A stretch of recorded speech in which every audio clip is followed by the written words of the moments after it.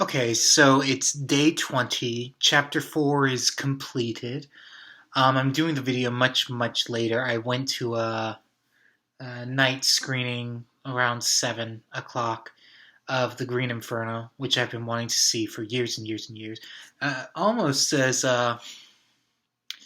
no. I've been wanting to write The Gator as a novel longer than that, but it's been in development hell the same way that The Green Inferno was. Um, okay, today's scene was very strange. I have to be honest, I don't fully know if it works. I think I like it, but I'm not sure yet. I have a fear that it might be too. These kids are like 11, and the idea might be too adult for them. They swim around together, and she asks him out on a date. But she puts her arms around his waist underneath the water. I'm like, seems like that might be more of like a 14, 15-year-old thing to do than two 11-year-olds joking around in the water. It definitely came as a surprise. It's a very surprising scene, and it's this nice little sweet moment. Again, these are sweet little moments before the terror is coming. And I realized something about this guy, Charlie, who's the guy we've been following for the past 20 days. The 4 chapters really focus heavily on Charlie. And at first I described Charlie as his friends just kind of ridicule him and mock him, and just the typical way middle school banter is. I started to realize it was a much more interesting story if Charlie was more isolated, that he didn't fully fit in. Yeah. I started to realize that later on in some of the chapters. So the first day, I established him as having friends, and later on in the chapters, he says he doesn't have any friends. And okay, I need to pick one or the other, basically. And I want to go with he doesn't have any friends because that's the more interesting story to tell.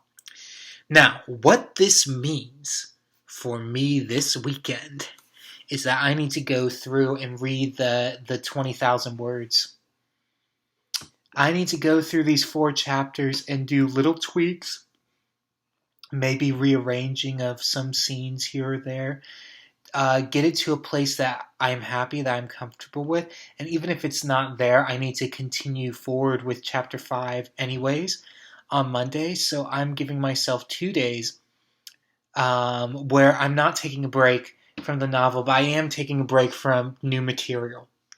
What I'm going to do is look at the structure of these first 4 chapters, see how the flow is, because if these 4 chapters don't work, if you're not engaged, if you're not interested, the rest of the novel is going to fall. Because the terror doesn't really start until the end of chapter 5. And I think that can carry us through the next 10 chapters. I think it can be fine.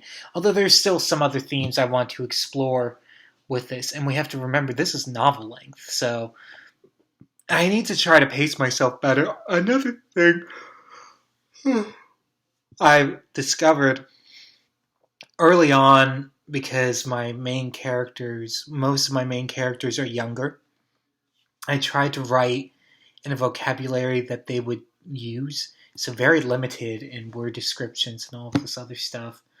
I think another thing, but as time went on, I just let that go and went with the word choices I really wanted to say anyways. I think another thing that I've realized is that I do this overemphasis on saying who I really mean.